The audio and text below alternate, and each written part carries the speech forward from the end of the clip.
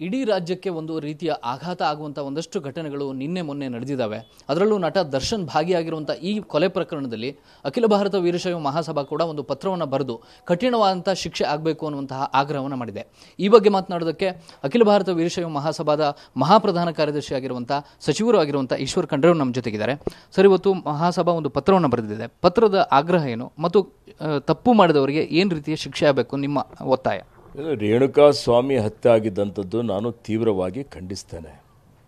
ಯಾರು ಅಪರಾಧಿಗಳಿದ್ದಾರೆ, ಯಾರು ಯಾವುದೇ ಸ್ಥಾನದಲ್ಲಿದ್ದರೂ ಅಪರಾಧಿನೇ. ಅವರಿಗೆ ಕಠಿಣವಾದಂಥ ಶಿಕ್ಷೆ ಆಗೇ ಆಗ್ತದೆ ಅನ್ನುವಂಥ ನಂಬಿಕೆ ನನಗಿದೆ. ಹಿಂದೆ ಸರ್ ನೇಹಾ ಹಿರೇಮಠ್ ಹತ್ಯೆ ಆದಾಗಲೂ ಕೂಡ ಗೃಹ ಇಲಾಖೆ ವೈಫಲ್ಯದ ಬಗ್ಗೆ ಒಂದಷ್ಟು ಚರ್ಚೆಗಳಾಯಿತು. ಕಾನೂನು ಸುವ್ಯವಸ್ಥೆ ಎಲ್ಲೋ ಕೈ ತಪ್ತಾ ಇದೆ ಅನ್ನುವಂಥ ರೀತಿಯ ಚರ್ಚೆಗಳು ಜೋರಾಗಿ ನಡೆದವು. ಈ ಪ್ರಕರಣದಲ್ಲೂ ಕೂಡ ಸರ್ಕಾರ ಹಸ್ತಕ್ಷೇಪ ಮಾಡಬಾರದು ಅನ್ನುವಂಥ ಆಗ್ರಹ ಜೋರಾಗಿ ಕೇಳಿಬರ್ತಾ ಇದೆ. ನೋಡಿ, ಕಾನೂನು ಸುವ್ಯವಸ್ಥೆ ಇವತ್ತು ಭಾಳ ಸಮರ್ಥವಾಗಿ ಸರ್ಕಾರ ನಿಭಾಯಿಸ್ತಾ ಇದೆ. ಯಾರ್ಯಾರು ಈ ಕೃತ್ಯದಲ್ಲಿ ತೊಡಗಿದ್ದಾರೆ, ನೇಹಾ ಪ್ರಕರಣದಲ್ಲೂ ಇವತ್ತು ತತ್ಕ್ಷಣವೇ ಆರೋಪಿಯನ್ನು Ranganath Purohit floor mill business ನಲ್ಲಿ ಒಂದು ಮಷೀನ್ ಇಂದ 8 ಲಕ್ಷ ಗಳಿಸ್ತಿದ್ದಾರೆ. ನೀವು ಕೂಡ ಅವರಿಂದ ಕಲಿಬೇಕಾ? ಅವ್ರ ಜೊತೆ ವಿಡಿಯೋ ಕಾಲ್ ನಲ್ಲಿ ಮಾತಾಡಬೇಕಾ? ಈಗಲೇ ಫ್ರೀಡಮ್ ಆಪ್ ಡೌನ್ಲೋಡ್ ಮಾಡಿ. ಬಹಳ ಉಗ್ರವಾದಂಥ ಶಿಕ್ಷೆ ಆಗೇ ಆಗ್ತದೆ. ಅದೇ ರೀತಿಯಲ್ಲಿ ಇವತ್ತು ಯಾರು ರೇಣುಕಾ ಸ್ವಾಮಿ ಹತ್ಯೆಯಲ್ಲಿ ಭಾಗಿಯಾಗಿದ್ದಾರೆ, ಪ್ರಚೋದನೆ ಮಾಡಿದ್ದಾರೆ, ಸಹಕಾರ ಮಾಡಿದ್ದಾರೆ ಅಂಥವರೆಲ್ಲರಿಗೂ ಇವತ್ತು ಕಠಿಣವಾದಂಥ ಶಿಕ್ಷೆ ಆಗ್ತದೆ.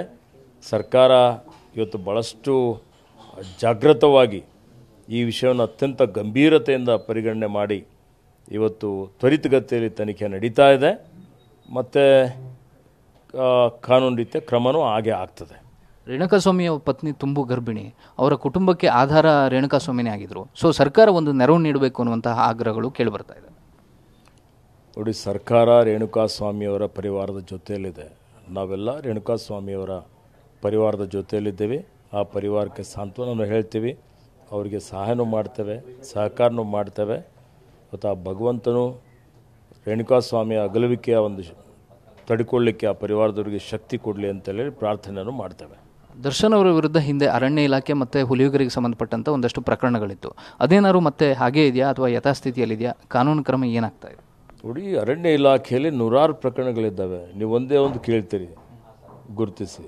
ಇವತ್ತು ಏನು ಪ್ರಕರಣಗಳು ನಡೀತಾ ಇದೆ, ಆ ಪ್ರಕರಣಗಳು ಕೆಲವೊಂದು ಹುಲಿಯುಗರಿನ ಪ್ರಕರಣ ಇದೆ, ಅದು ಹೈಕೋರ್ಟಲ್ಲಿದೆ.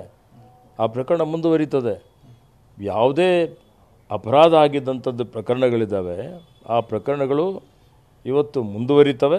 ಮತ್ತು ಅದರಲ್ಲಿ ಯಾರ್ಯಾರು ಕಾನೂನು ಉಲ್ಲಂಘನೆ ಮಾಡಿದ್ದಾರೆ, ಅಪರಾಧ ಮಾಡಿದ್ದಾರೆ ಅಂಥವ್ರಿಗೆ ಕಠಿಣವಾದಂಥ ಶಿಕ್ಷೆನೂ ಆಗ್ತದೆ. ಇದಿಷ್ಟು ಸಚಿವ ಈಶ್ವರ್ ಖಂಡ್ರೆ ಅವರ ಮಾತು. ಕ್ಯಾಮರಾ ಪರ್ಸನ್ ವಿನೋದ್ ಜೊತೆ ಪ್ರಸನ್ನ ಗಾಂವ್ಕರ್, TV9 ಬೆಂಗಳೂರು.